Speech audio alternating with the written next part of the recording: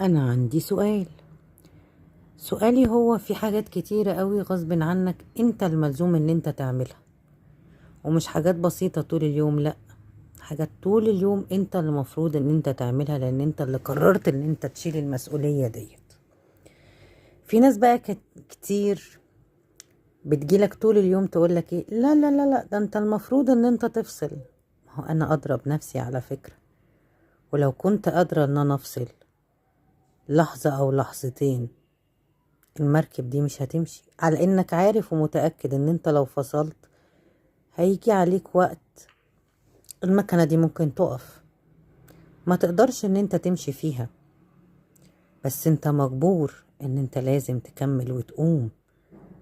وتقف على رجلك من تاني حتى لو انت تعبان.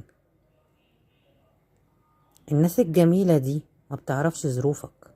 هي بتدي بس